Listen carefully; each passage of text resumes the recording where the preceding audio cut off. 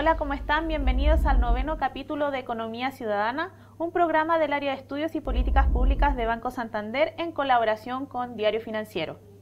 En esta oportunidad está con nosotros el gerente de protección e inversiones de Banco Santander, Nicolás Besa, con quien conversaremos sobre la situación actual del mercado bursátil en China.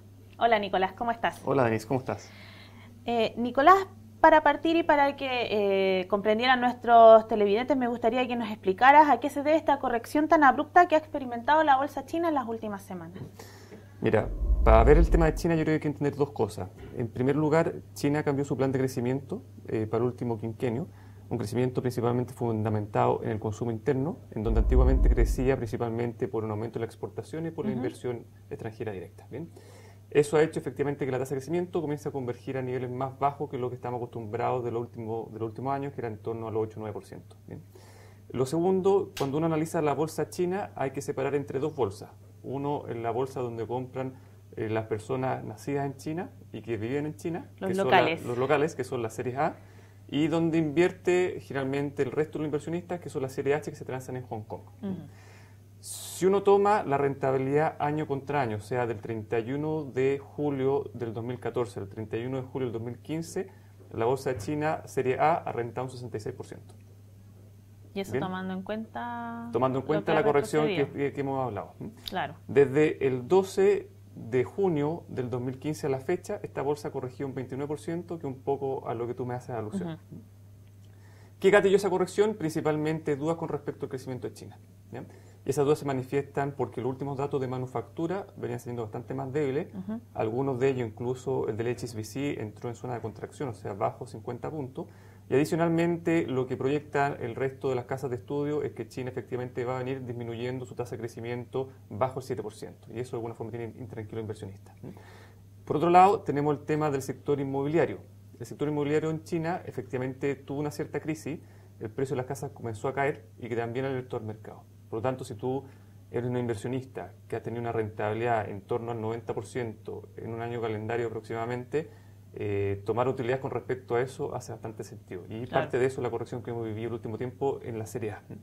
Como la Serie A tienen su reflejo en la Serie H, que son las que se están en Hong Kong, estas también han caído en una magnitud similar.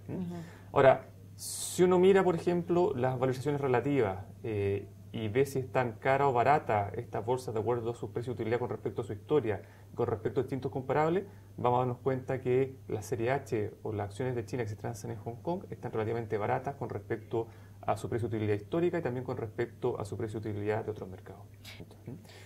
¿Y cómo vemos el impacto aterrizándolo acá a nivel local? Porque China es uno de los principales mercados para nuestras exportaciones. ¿Qué consecuencias tiene esta corrección que está viviendo el mercado bursátil chino acá en nuestra economía? La corrección bursátil probablemente tal tiene un efecto de que arrastra el resto de la economía emergente y por eso justamente todas las economías emergentes también han corregido, no en los mismos montos que la bolsa china, pero también han corregido en ciertos niveles. Uno puede ver el caso de Brasil, lo que pasaba, o el caso de México, u otros países equivalentes a lo que ha sido un poquito con la bolsa del caso local. Pero para Chile lo más importante es el impacto que tiene el precio del cobre. ¿Por qué? Porque efectivamente gran parte de nuestro presupuesto de cara a los próximos años está hecho con un precio en función del precio del cobre, y si ese precio del cobre tiende a caer, efectivamente vamos a tener menores niveles de ingresos justamente para gastar desde un punto de vista de cómo vamos a seguir creciendo. ¿Y qué ven ustedes a futuro? Mira, es bastante difícil predecir qué es lo que se espera a futuro. Mis proyecciones desde un punto de vista del crecimiento de China es que China se va a mantener creciendo a tasas relativamente altas, entre un 6 y un 7%. Principalmente con un componente donde el consumo va a pasar a ser el principal componente de crecimiento de la economía china. Eso de alguna forma es muy importante para aquellos productos de alguna forma que tengan valor agregado de exportaciones chilenas. Pero eso mismo también significa una disminución en el crecimiento del precio de los commodities. ¿Por qué? Porque los precios de los commodities deberían comenzar de este super ciclo de los commodities que vivimos, donde efectivamente China invertía mucho en crear carreteras, aeropuertos, casas, etcétera.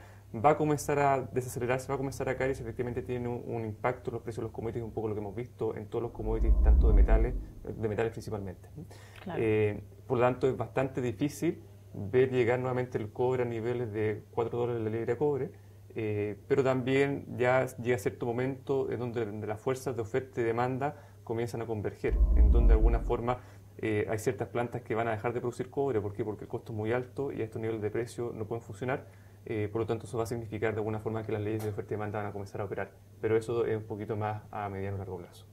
Ok, Nicolás, muchas gracias por este importante análisis para Economía Ciudadana.